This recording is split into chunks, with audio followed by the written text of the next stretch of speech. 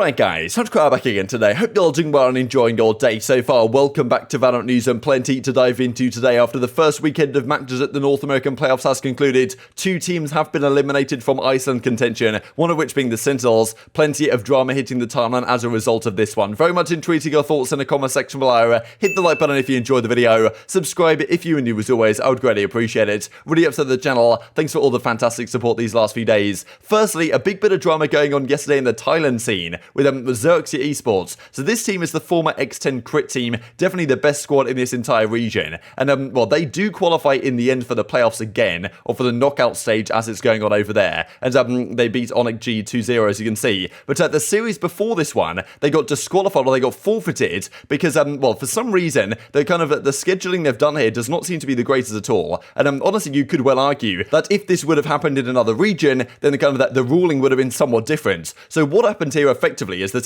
there was floods going on in Thailand, there was a massive storm happening, and there was a blackout in power for the Xerxia Esports guys. They couldn't play pretty much their second final, their penultimate scheduled game they had in the qualification stages, and there was basically a GSL-style group format, and they forfeited that game. So very interesting, to be honest, because Riot decide, okay, unlucky, we're not going to reschedule it. You can argue that in EMEA, right, and in North America, they might have rescheduled this game because there was still a few days to go. I'm pretty sure it's like 3 days away or so until the knockout stage happens. So they could have rescheduled this game. They didn't. They decided, okay, you're going to forfeit it. That is the rule they went with, which there's been a lot of controversy about this, right? Because a lot of people are saying that in another region it might have been different, right, with different organizations. But Xerxia, these X10 crit guys have found themselves in a tough spot because not only did X10 crit kind of screw them over as an organization, now they're on the Xerxia team, but also Riot Games has, arguably not done the greatest thing in this decision. These guys have no power. They couldn't play the game anyway. Doesn't get rescheduled though.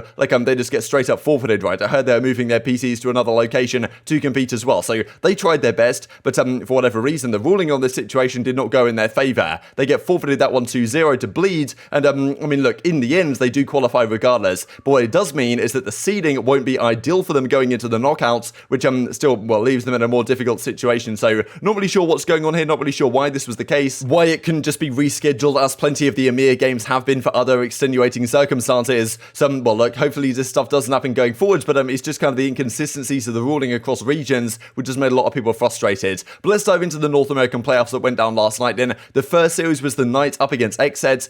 Yeah, an interesting game. I thought XSET were favourites here. They do end up winning this series 2-0 in the end. XSET just seemed like the better team on the day. CryoCells was just the better player on the day, to be honest. This guy was ridiculous. The shots this guy hits on a regular basis. He gets the ace right here to tie the game up 5-5. And as soon as you see this, when CryoCells is coming alive, especially on the offensive side, I think, okay, this series that may not be long for lasting. Knight certainly put up a fight. They didn't play maybe their greatest Valorant, but still, it was a very competitive series. It goes to a Breeze here at 6-5 at this point, but yeah, still, Dephh turns up. When you get to the defensive side here of Breeze, it's generally a relatively comfortable time to close this one out, so they win this one 2-0. As Cryo says, 2-0 versus the Knights. We go again on the 24th against LG, so certainly XSET have the easier side of the bracket in terms of making a run. So LG, they could go through LG, they could make it even further. From there, it's going to get very challenging. We will look at how the bracket looks now at the end of the video, but yeah, of course, some massive games going down last night. The 24th, in just a few days' time, that's when everything resumes once again here in the North American playoffs. The final series stats look like this, 2-0 to XSET.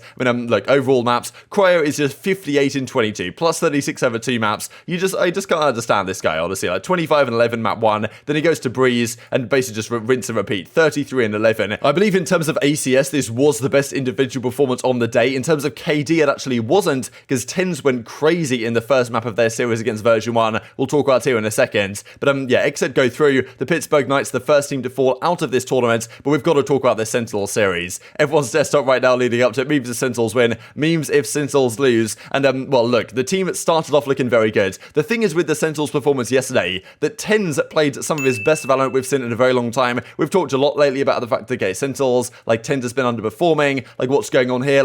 Is he going to be able to turn up again going forwards? Is the pressure getting to him? The fan pressure getting to him a little bit? Look at this, right? The 4K he gets right here, absolutely disgusting. And he was doing this the entire first half as well. As soon as I saw this, I was like, okay, wow. Sentinels don't lose, or don't win, game ones. They haven't won a single game 1 or something in the VCT so far. They always kind of won their series 2-1 after going down 1-0. Winning this game 1 here against version 1 was very impressive. They take it pretty comfortably. It did get a little bit suspect, no doubt, towards the end. They won a few rounds, then Sentinels won a thrifty, and then they converted the game from there. But version 1, honestly, it was just the TenZ show this game when he was out of control. and it was like, okay, wow, this guy's really come to play. And in fairness, he still came to play the next 2 maps. But that's kind of the concern for Sentinels, that even with TenZ playing like vintage TenZ and dropping crazy numbers and having incredible impact, like they still couldn't get over the line when it got to game 2, game 3, even with the fact that TenZ was just hard carrying in a lot of these particular rounds. Game 1 does go their way though, and as we see, we close it out right here. Like, I mean, TenZ was just having so much impact all across the board. This went 11-4 at this point, and after that, it was pretty much job done. They did win a few rounds in a row, but eventually it comes through and Sentinels close out the game. Even some mid-series tweets came down here from Xerxia and Xana saying, I heckin' hate TenZ right now, what am I meant to do against this guy? But I guess they were thinking, okay, look, TenZ had a great map. There's no way he has such a great map,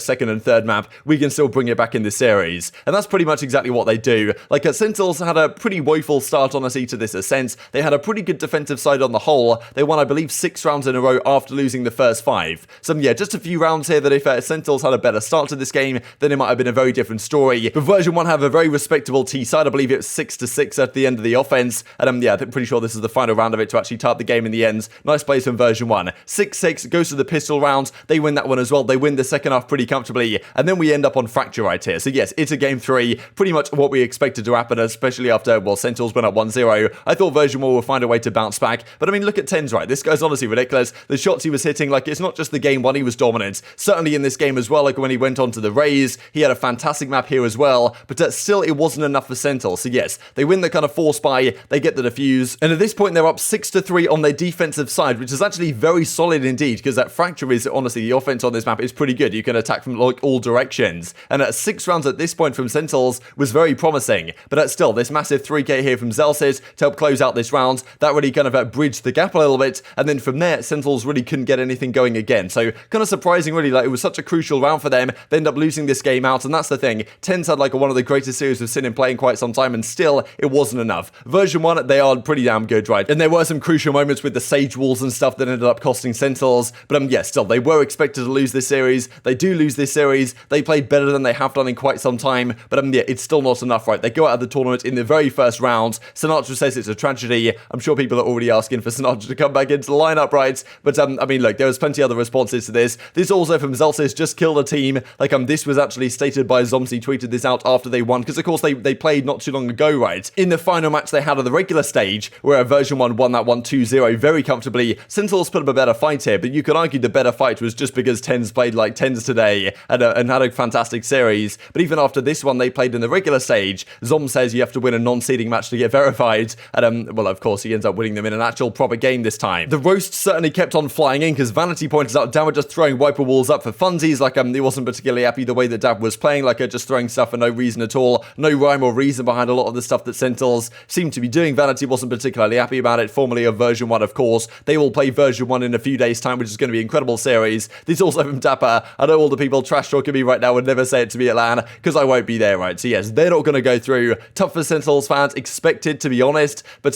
still, what does this team do going forward? Do they just need to fix up, as they like to say? Are they going to get a coach, analyst, whatever? Or, is a roster change necessary for this roster, right? I'm sure some people are going to suggest it, and probably for good reason, to be perfectly honest. This from ShahZaM then, lost 1-2 versus version 1, eliminated from stage 1. We don't deserve to go to Iceland in our current form. Best of luck to the rest of the teams, he says. TenZ also follows up with this, lost 2-1, a lot closer than last time. Unfortunately, we're out of this tournament. Sorry for the fans, couldn't pull through this time. And honestly, not even close to pulling through, to be perfectly honest. Like, it would have been a crazy run if they'd have got all the way through to the finals, which, well, obviously is not going to happen this time around. Zombs even says this, looking for team. So knowing Zombs, evidently this is a troll, at least to some degree. Like, that, okay, he's not looking for a team, like, he's okay. I'm sure they haven't dropped him yet, right, immediately after this series. But you do have to think, like, if this team is going to rebuild, Zombs at one point was, like, one of the best players in his role in North America. Probably the best player in North America at his role, no doubt. At least at one time, but recently has definitely fallen off the boil a little bit. And if they did have to make a change, would Zombs be one of the ones to go? Like, you got to think about the possibility, right? So yeah, Zombs, I don't think he's looking for a team as of yet. I think he's just trolling, but there's still other teams. Vanity says, welcome Cloud9. Even I'm pretty sure Asuna in the replies actually right here says, welcome to 100 Thieves. So, well, who knows if there could be some crazy rostermania shuffles. 100 Thieves might need a move. Sentinels might need a move. Who knows what's going to happen here? I don't reckon Sentinels are going to pull the trigger yet, but some people even thought they should make a change last year after Champions. They didn't do that. They've looked worse since then. So, maybe it is time to do something. Could Zombs be considered the weak link of this roster? I think he's baiting in this one, but I mean, sure, maybe with time,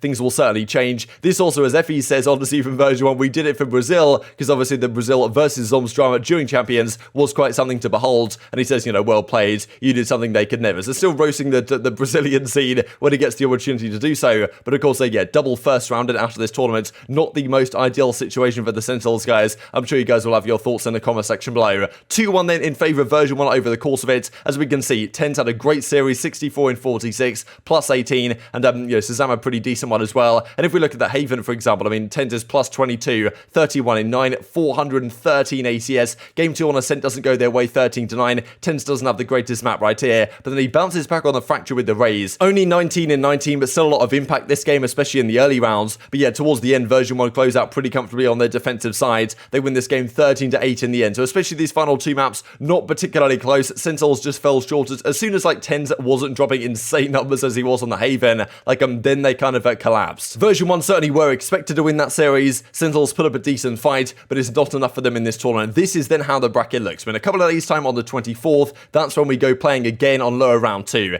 LG versus XSET, Cloud9 versus version 1. Vanity versus his former team. What a crazy matchup this is to have here in lower round 2. I thought these two teams might be the 2 ones qualifying and fighting out in the grand finals, but not going to be the case. Only one of these teams will make it. XSET play the winner of that, and on the 25th we get the lower round, and we also get, of course, Optic versus the Guard to determine the first team that will go through to Masters from North America. But very much intrigued to your thoughts on all this stuff in the comment section below. Hope you guys enjoyed the video. If you did enjoy it, hitting a like button tells the YouTube gods it's a good video. Others like you should see it as well, and help grow the competitive Valorant community. Thank you for watching as always. Take care, and I'll see you next time. Knife, flash over the top. It's a free sight. Yeah, the knife and the recon just give them all of the information here. In version 1, they're possibly going to try and retake almost to deny the plant. Here it comes. Yeah, dash through onto the side. There's Penny still in a play, but what a round! Oh my goodness, TenZ, you gotta be kidding me. It's easy. He knows it's a fake. He knows it's a fake. Anticipation for it now. TenZ with the ult. He knows they're all gonna be grouped up around there. So much damage. How did it not find a pick? This nade from Xerxia just to push them away for a moment. Now the smoke, it fades. Sick has worked his way in, but he does not have any sort of flashes to work with. The Rolling Thunder and Xerxia, well, he's taking point for the rest of his team. The ultimate sets it up nicely. V1 do not let Sentinels get comfortable.